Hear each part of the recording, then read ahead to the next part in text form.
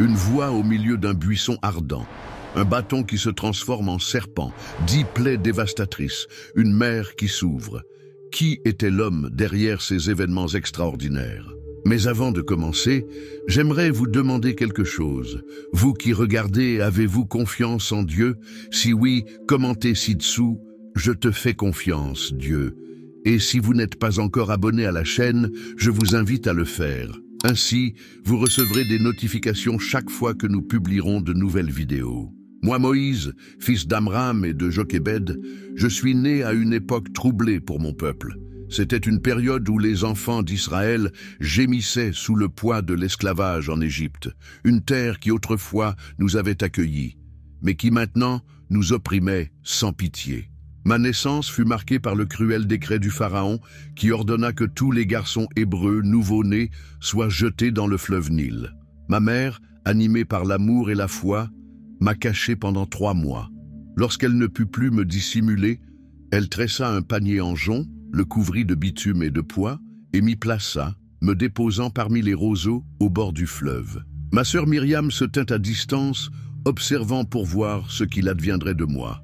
C'est alors que la fille du Pharaon descendit pour se baigner dans le fleuve. Elle vit le panier parmi les roseaux et envoya sa servante le chercher. En l'ouvrant, elle me vit, un bébé qui pleurait, et elle eut compassion de moi. « C'est un des enfants des Hébreux, dit-elle. » C'est alors que ma sœur Myriam, dans un acte de courage et d'intelligence, s'approcha et demanda « Veux-tu que j'aille chercher une nourrice parmi les Hébreux pour qu'elle allaite cet enfant pour toi ?» La princesse accepta, et Myriam courut chercher notre mère. Ainsi, je fus rendu au bras de ma propre mère, qui m'éleva pendant mes premières années, m'enseignant notre héritage et notre Dieu, avant que je sois emmené au palais pour être élevé comme le fils de la fille du Pharaon. J'ai donc grandi entre 2 mondes, le monde luxueux de la cour égyptienne et le monde souffrant de mon peuple asservi. La princesse m'a donné le nom de Moïse, disant « car je l'ai tiré des eaux ». Mais dans mon cœur, je savais qui j'étais, un enfant d'Israël. Au palais, j'ai été instruit dans toute la sagesse des Égyptiens. J'ai appris à lire et à écrire. J'ai étudié les mathématiques, l'astronomie et les arts de la guerre. Je suis devenu puissant en parole et en acte. Mais malgré tous les privilèges qui m'ont été accordés, je n'ai jamais oublié mon peuple et les souffrances qu'il endurait. À 40 ans, j'ai décidé de rendre visite à mes frères, les enfants d'Israël. J'ai vu leurs lourdes charges et le traitement cruel qu'ils subissaient. Un jour, j'ai vu un Égyptien frapper un Hébreu, l'un de mes frères. J'ai regardé autour de moi et ne voyant personne, j'ai tué l'Égyptien et l'ai caché dans le sable. Le lendemain, je suis sorti de nouveau et j'ai vu 2 Hébreux se quereller. J'ai demandé à celui qui avait tort, « Pourquoi frappes-tu ton compagnon ?» L'homme a répondu « Qui t'a établi chef et juge sur nous? Penses-tu me tuer comme tu as tué l'Égyptien ?» J'ai eu peur, réalisant que mon acte était connu. Peu après, le Pharaon en entendit parler et chercha à me tuer. Je compris que je n'avais pas d'autre choix que de fuir. Je me suis enfui vers le pays de Madian, laissant derrière moi tout ce que je connaissais, le luxe du palais, ma position de prince et le peuple que j'avais espéré aider. À Madian, je me suis assis près d'un puits, réfléchissant au cours qu'avait pris ma vie. C'est alors que les 7 filles de Jéthro, le prêtre de Madian, vinrent puiser de l'eau pour abreuver le troupeau de leur père. Mais des bergers arrivèrent et les chassèrent. Je me suis levé et les ai aidées, abreuvant leur troupeau. Lorsqu'elles retournèrent chez leur père, il leur demanda « Pourquoi êtes-vous revenus si tôt aujourd'hui ?» Elles répondirent « Un Égyptien nous a défendus contre les bergers et il a même puisé de l'eau pour nous et abreuvé le troupeau. » Jéthro dit « Où est-il? Pourquoi l'avez-vous laissé là? Invitez-le à manger avec nous. » J'acceptai l'invitation de Jéthro et acceptai de rester avec lui. Avec le temps, il me donna sa fille Séphora en mariage. Elle m'enfanta un fils que je nommai Gershom en disant « Je suis devenu un étranger dans une terre étrangère. » Ainsi commença ma vie à Madian. Je passais de prince d'Égypte à berger de troupeaux, prenant soin du bétail de mon beau-père. Pendant 40 ans, je vécus dans cette terre aride, apprenant l'humilité et la patience, sans savoir que Dieu me préparait pour une mission bien plus grande que tout ce que je pouvais imaginer. Les années à Madian passèrent lentement. Jour après jour, je conduisais le troupeau de Jéthro, mon beau-père, à travers des terres arides et rocailleuses. Ma vie était simple et monotone, très différente de celle que j'avais connue dans le palais du Pharaon. Mais dans cette simplicité, j'appris des leçons précieuses de patience, d'humilité et de persévérance. Un jour, comme tant d'autres avant lui, je faisais paître le troupeau. Je conduisis les moutons de l'autre côté du désert et arrivai à Horeb, la montagne de Dieu. C'est alors que quelque chose d'extraordinaire se produisit, quelque chose qui allait changer le cours de ma vie et l'histoire de mon peuple à jamais. Je vis un buisson qui brûlait en flammes, mais qui ne se consumait pas. Intrigué, je pensais en moi-même. Quelle vision merveilleuse! Pourquoi ce buisson ne brûle-t-il pas? Il faut que je m'approche pour voir ce phénomène de plus près. Lorsque je m'approchais, j'entendis une voix venant du milieu du buisson. « Moïse! Moïse !» Tremblant, je répondis, « Me voici. » La voix continua, « N'approche pas d'ici. Ôte tes sandales de tes pieds, car le lieu où tu te tiens est une terre sainte. » Aussitôt, j'ôtai mes sandales et couvris mon visage, craignant de regarder Dieu. La voix s'identifia, « Je suis le Dieu de ton père, le Dieu d'Abraham, le Dieu d'Isaac et le Dieu de Jacob. » Mon cœur battait à tout rompre. Le Dieu de mes ancêtres me parlait. Il continua, « J'ai vu l'affliction de mon peuple qui est en Égypte, et j'ai entendu son cri à cause de ses oppresseurs. Je connais ses souffrances, et je suis descendu pour le délivrer de la main des Égyptiens, pour le faire monter d'Égypte vers une terre bonne et vaste, une terre où coule le lait et le miel. » Je pouvais à peine croire ce que j'entendais. Après tant d'années, Dieu avait entendu le cri de notre peuple. Mais alors, il dit quelque chose qui me laissa sans voix. « Maintenant, va, je t'enverrai vers Pharaon, afin que tu fasses sortir mon peuple, les enfants d'Israël, d'Égypte. » Je restai paralysé. Moi, un simple berger, comment pourrais-je affronter le puissant Pharaon? Je dis à Dieu, « Qui suis-je pour aller vers Pharaon et faire sortir d'Égypte les enfants d'Israël ?» Dieu me rassura, « Je serai avec toi, et ceci sera pour toi le signe que c'est moi qui t'ai envoyé.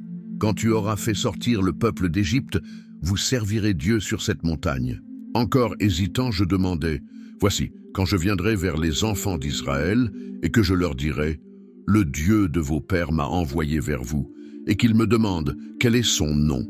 Que leur dirai-je? » Dieu répondit, « Je suis celui qui suis. Ainsi, tu diras aux enfants d'Israël, « Celui qui s'appelle Je suis m'a envoyé vers vous. » Dieu me donna des instructions détaillées sur ce qu'il fallait dire aux anciens d'Israël et sur la manière de procéder devant Pharaon. Il m'avertit que Pharaon ne nous laisserait pas partir facilement. Mais il promit d'accomplir des merveilles pour libérer notre peuple. Malgré cela, je restais rempli de doutes. Je dis à Dieu, « Ah Seigneur, je n'ai jamais été éloquent, ni avant, ni depuis que tu parles à ton serviteur, car j'ai la bouche et la langue pesantes. » Dieu, patient mais ferme, répondit, « Qui a fait la bouche de l'homme? Qui rend muet ou sourd, voyant ou aveugle? N'est-ce pas moi, le Seigneur? Va donc maintenant.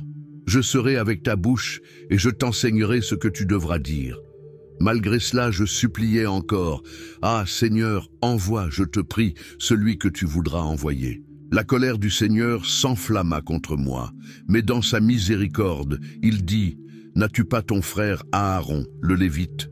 Je sais qu'il parle bien. Il sortira à ta rencontre, et quand il te verra, il se réjouira dans son cœur. Tu lui parleras, et tu mettras les paroles dans sa bouche, et moi, je serai avec ta bouche et avec la sienne, et je vous enseignerai ce que vous aurez à faire. » Avec ces paroles, ma mission était fixée. Je pris mon bâton de berger que Dieu transforma en un instrument de ses miracles, et me préparai à partir. Je retournai auprès de Jéthro, mon beau-père, et lui dis, « Laisse-moi partir vers mes frères qui sont en Égypte, pour voir s'ils vivent encore. » Jéthro répondit, « Va en paix. » Avant de partir, le Seigneur me dit à Madian, « Va, retourne en Égypte, car tous ceux qui en voulaient à ta vie sont morts. » Alors, je pris ma femme et mes fils, je les fis monter sur un âne, et je retournai en Égypte, tenant dans ma main le bâton de Dieu. Le bâton de Dieu Aaron et moi, nous allâmes rassembler tous les anciens des enfants d'Israël. Aaron dit toutes les paroles que le Seigneur m'avait dites, et je fis les signes devant les yeux du peuple. Le peuple crut, et ayant appris que le Seigneur avait visité les enfants d'Israël, et vu leur affliction, ils s'inclinèrent et adorèrent. Ainsi commença ma mission pour libérer le peuple d'Israël. Le chemin à parcourir serait long et difficile, rempli de défis et d'épreuves.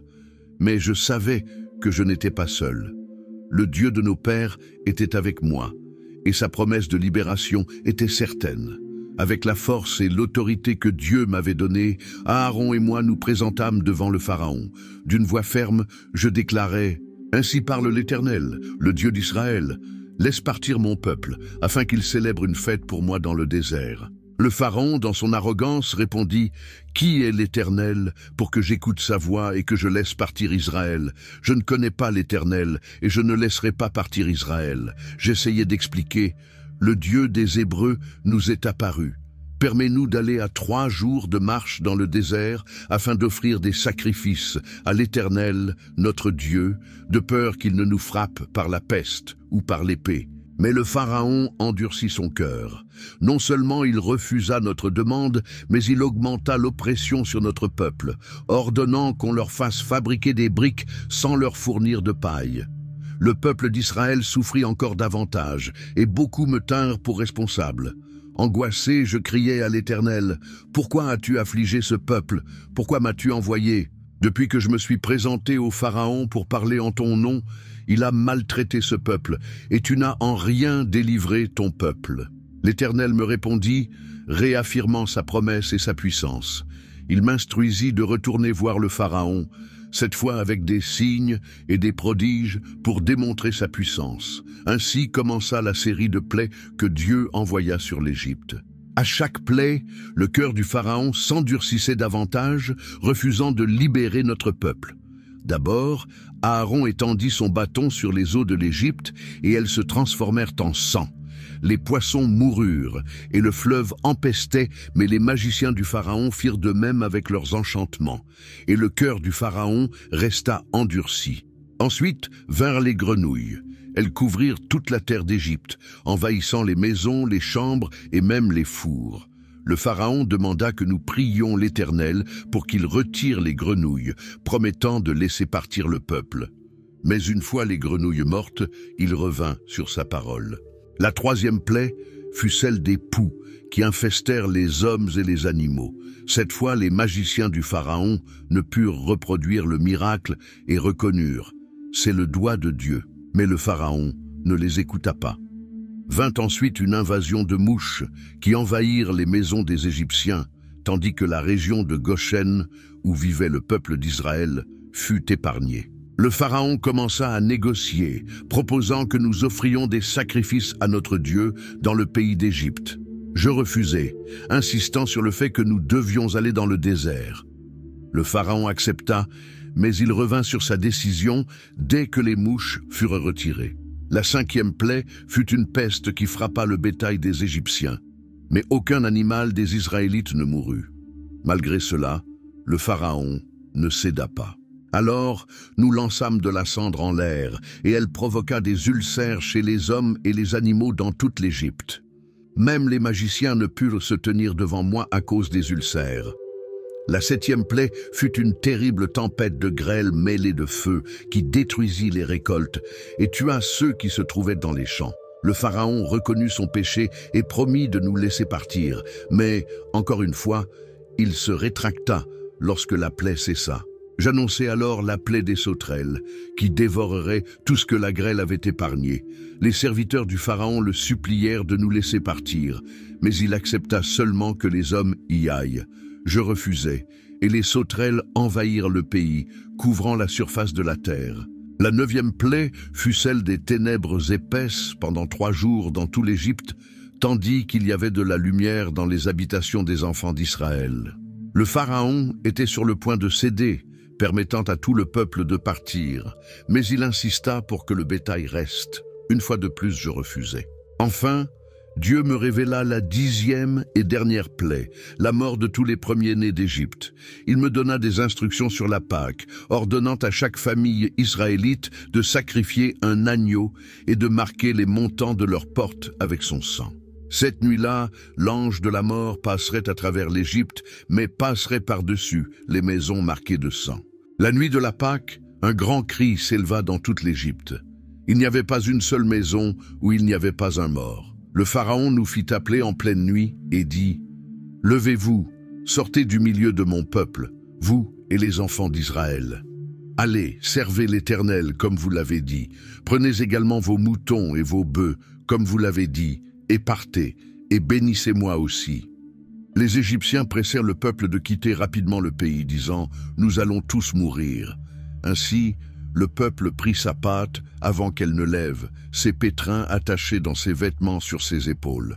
Les enfants d'Israël demandèrent aux Égyptiens des objets en argent, des objets en or et des vêtements, et l'Éternel fit en sorte que le peuple trouve grâce aux yeux des Égyptiens, de sorte qu'il leur donnait ce qu'ils demandaient. Ainsi, après 430 ans d'esclavage, nous quittâmes l'Égypte. C'était une multitude mêlée d'environ 600 000 hommes à pied, sans compter les femmes et les enfants. Beaucoup de troupeaux de moutons et de bœufs partirent aussi avec nous. J'emportai avec moi les os de Joseph, accomplissant le serment qu'il avait fait aux enfants d'Israël en disant « Certainement Dieu vous visitera, emportez mes os avec vous. » Nous partîmes de Sukkot et campâmes à Étam, à l'extrémité du désert. L'Éternel allait devant nous, le jour dans une colonne de nuée pour nous guider sur le chemin, et la nuit dans une colonne de feu pour nous éclairer, afin que nous puissions marcher de jour comme de nuit. Mais notre voyage était loin d'être terminé. Le Pharaon, regrettant de nous avoir laissé partir, rassembla son armée et partit à notre poursuite. Nous étions sur le point de vivre l'un des plus grands miracles de notre histoire, la traversée de la mer Rouge. Nous quittâmes l'Égypte le cœur plein d'espoir et d'attente. Cependant, notre liberté nouvellement acquise allait bientôt être mise à l'épreuve. L'Éternel me guida pour conduire le peuple, non pas par le chemin de la terre des Philistins, qui était plus proche, mais par le chemin du désert en direction de la mer Rouge. Nous campâmes à Pi-Hahiroth, entre Migdol et la mer, en face de Baal-Tsephon. C'est alors que nous vîmes un nuage de poussière à l'horizon. L'armée du Pharaon venait à notre poursuite. Le cœur du Pharaon et de ses officiers avait changé à notre égard. Ils dirent « Qu'avons-nous fait en laissant partir Israël pour qu'il ne nous serve plus ?»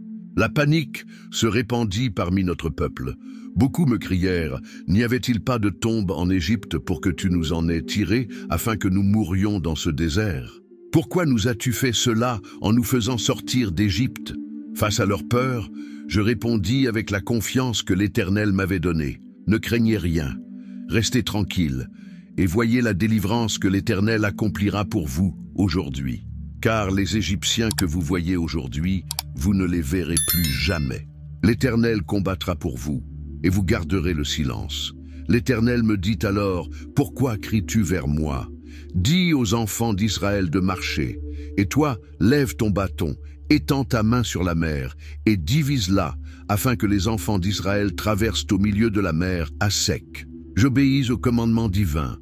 J'étendis ma main sur la mer, et l'Éternel fit souffler un vent d'est puissant toute cette nuit-là, refoulant la mer et la transformant en terre sèche. Les eaux se divisèrent, formant un mur à droite et à gauche. La colonne de nuée qui se trouvait devant nous se déplaça et se plaça derrière nous, s'interposant entre le camp des Égyptiens et le nôtre. Pour eux, c'étaient les ténèbres, mais pour nous, elle éclairait la nuit. Avec foi, je fis le premier pas sur le lit sec de la mer. Tout le peuple d'Israël me suivit, traversant la mer à pied sec, avec une muraille d'eau de chaque côté. C'était une vision surréaliste, des poissons nageant dans les murs d'eau, la lumière de la lune se reflétant sur la surface humide sous nos pieds. Les Égyptiens, dans leur obstination, nous poursuivirent dans la mer. Mais l'Éternel regarda l'armée égyptienne depuis la colonne de feu et de nuée et les plongea dans la confusion. Il fit se détacher les roues de leurs chars, si bien qu'ils les conduisaient avec difficulté. Lorsque le dernier Israélite atteignit l'autre rive, l'Éternel me dit « étends ta main sur la mer, afin que les eaux reviennent sur les Égyptiens, sur leurs chars et sur leurs cavaliers. J'étendis ma main sur la mer, et au lever du jour, la mer reprit sa force naturelle. Les Égyptiens fuyaient à son approche, mais l'Éternel les précipita au milieu de la mer. Les eaux revinrent et recouvrirent les chars et les cavaliers de toute l'armée du Pharaon, qui était entrée dans la mer à la poursuite d'Israël. Aucun d'eux n'échappa. Ce jour-là, l'Éternel sauva Israël de la main des Égyptiens, et Israël vit les Égyptiens morts sur le rivage de la mer. Lorsque le peuple vit la grande puissance que l'Éternel avait déployée contre les Égyptiens, il craignit l'Éternel et eut foi en moi, son serviteur. Remplis de joie et de gratitude, nous entonnâmes un chant à l'Éternel. Ma sœur Myriam, la prophétesse, prit un tambourin et toutes les femmes la suivirent avec des tambourins et des danses. Myriam leur répondait « Chantez à l'Éternel, car il a triomphé glorieusement. Il a précipité dans la mer le cheval et son cavalier. » Cependant, notre voyage ne faisait que commencer. Je conduisis le peuple de la mer Rouge vers le désert de Shur, et nous marchâmes 3 jours dans le désert sans trouver d'eau. Lorsque nous arrivâmes à Mara, nous trouvâmes de l'eau, mais elle était amère, et le peuple ne pouvait pas la boire. Ils murmurèrent contre moi, disant « Que boirons-nous » Je criai à l'Éternel, et il me montra un morceau de bois. Je le jetai dans les eaux, et elles devinrent douces. Là, l'Éternel établit pour le peuple des lois et des ordonnances, et là, il le mit à l'épreuve. Nous continuâmes jusqu'à Élim, où il y avait 12 sources d'eau et 70 palmiers, et nous campâmes là près des eaux. Notre voyage se poursuivit, et nous arrivâmes à Réphidim, où il n'y avait pas d'eau pour le peuple à boire. De nouveau, le peuple se disputa avec moi, disant « Donne-nous de l'eau à boire ». Je leur répondis « Pourquoi vous disputez-vous avec moi? Pourquoi tentez-vous l'Éternel » Le peuple, assoiffé d'eau, murmura contre moi, disant « Pourquoi nous as-tu fait monter d'Égypte pour nous faire mourir de soif, nous, nos enfants et notre bétail ?» Je criai à l'Éternel, disant « Que ferai-je pour ce peuple? Il ne manque qu'il ne me lapide. » Alors l'Éternel me dit « Passe devant le peuple et prends avec toi quelques-uns des anciens d'Israël. Prends dans ta main le bâton avec lequel tu as frappé le fleuve, et va. Voici, je me tiendrai devant toi sur le rocher à Horeb. Tu frapperas le rocher, et il en sortira de l'eau, et le peuple boira. » Ainsi, nous continuâmes notre voyage à travers le désert, affrontant des défis, apprenant à faire confiance à Dieu, et nous préparant à ce qui allait suivre, la rencontre avec Dieu au mont Sinaï et la réception de la loi. Au 3e mois après notre sortie d'Égypte, nous arrivâmes au désert du Sinaï. Nous campâmes en face de la montagne, et je montais pour rencontrer Dieu. L'Éternel m'appela depuis la montagne et dit « Voici ce que tu diras à la maison de Jacob et ce que tu annonceras aux enfants d'Israël. Vous avez vu ce que j'ai fait aux Égyptiens, comment je vous ai portés sur des ailes d'aigle et vous ai amenés à moi. Maintenant donc, si vous écoutez attentivement ma voix et gardez mon alliance, vous serez ma propriété particulière parmi tous les peuples, car toute la terre m'appartient, et vous serez pour moi un royaume de prêtres et une nation sainte. Je suis descendu et ai convoqué les anciens du peuple, leur exposant toutes ces paroles que l'Éternel m'avait ordonnées. Tout le peuple répondit unanimement, « Tout ce que l'Éternel a dit, nous le ferons. » Je rapportai à l'Éternel les paroles du peuple. L'Éternel me dit, « Voici, je viendrai à toi dans une épaisse nuée, afin que le peuple entende quand je parlerai avec toi, et afin qu'il ait toujours confiance en toi. » Il me commanda alors de sanctifier le peuple pendant 2 jours, de laver leurs vêtements et de les préparer pour le 3e jour, lorsque l'Éternel descendrait sur le mont Sinaï aux yeux de tout le peuple. Le matin du 3e jour, il y eut des tonnerres et des éclairs sur la montagne, une épaisse nuée et un son de trompette très fort, de sorte que tout le peuple qui était dans le camp trembla. Je conduisis le peuple hors du camp à la rencontre de Dieu, et ils se tinrent au pied de la montagne. Tout le mont Sinaï fumait, car l'Éternel était descendu sur lui dans le feu, et sa fumée montait comme la fumée d'une fournaise, et toute la montagne tremblait violemment. Et le son de la trompette devenait de plus en plus fort. Je parlais, et Dieu me répondait par une voix audible. Alors l'Éternel descendit sur le sommet du mont Sinaï, et il m'appela au sommet de la montagne. Je montai, et l'Éternel me commanda de redescendre pour avertir le peuple de ne pas franchir les limites pour voir l'Éternel, de peur qu'un grand nombre d'entre eux ne périssent. Je redescendis vers le peuple et leur dis cela. Alors Dieu prononça toutes ces paroles. « Je suis l'Éternel ton Dieu, qui t'ai fait sortir du pays d'Égypte, de la maison de servitude. 1. Tu n'auras pas d'autre Dieu devant moi. 2. Tu ne te feras pas d'image taillée, ni aucune ressemblance de ce qui est dans les cieux en haut, ni sur la terre en bas, ni dans les eaux au-dessous de la terre. Tu ne te prosterneras pas devant elles, et tu ne les serviras pas. 3. Tu ne prendras pas le nom de l'Éternel, ton Dieu, en vain. 4. Souviens-toi du jour du sabbat pour le sanctifier. 5. Honore ton père et ta mère, afin que tes jours se prolongent dans le pays que l'Éternel, ton Dieu, te donne. 6. Tu ne tueras point. 7. Tu ne commettras point d'adultère. 8. Tu ne déroberas point. 9. Tu ne porteras point de faux témoignages contre ton prochain. 10. Tu ne convoiteras point la maison de ton prochain, tu ne convoiteras point la femme de ton prochain, ni son serviteur, ni sa servante, ni son bœuf, ni son âne, ni aucune chose qui appartienne à ton prochain. Le Seigneur m'a donné d'autres lois et ordonnances pour le peuple que je devais leur transmettre. Je passai 40 jours et 40 nuits sur la montagne, sans manger de pain ni boire d'eau, tandis que le Seigneur écrivait les 10 commandements sur des tables de pierre. Lorsque je descendis de la montagne avec les 2 tables du témoignage dans mes mains, je ne savais pas que la peau de mon visage rayonnait parce que j'avais parlé avec Dieu. Quand Aaron et tous les enfants d'Israël me virent, ils remarquèrent que la peau de mon visage rayonnait et ils eurent peur de s'approcher de moi. Alors je les appelai. Aaron et tous les chefs de la communauté revinrent vers moi et je leur parlais. Ensuite, tous les enfants d'Israël s'approchèrent, et je leur transmis tout ce que le Seigneur m'avait dit sur le mont Sinaï. Quand j'eus fini de leur parler, je mis un voile sur mon visage. Mais chaque fois que j'entrais devant le Seigneur pour parler avec lui, j'ôtais le voile jusqu'à ce que je sorte. Et en sortant, je disais aux enfants d'Israël ce qui m'avait été ordonné. Ainsi, les enfants d'Israël voyaient le visage de Moïse, et ils constataient que la peau de son visage rayonnait. Puis Moïse remettait le voile sur son visage, jusqu'à ce qu'il entre de nouveau pour parler avec Dieu. C'est ainsi que nous avons reçu la loi de Dieu, un ensemble de règles et de principes destinés à guider notre vie en tant que nation choisie par lui. Ces événements sur le mont Sinaï ont profondément marqué notre peuple et établi les bases de notre relation avec Dieu. C'est une partie de mon histoire, celle d'un homme simple qui a libéré son peuple et reçu les lois de Dieu. Si cette vidéo vous a plu, n'oubliez pas de vous abonner à la chaîne. Nous publions des vidéos comme celle-ci presque tous les jours. À bientôt.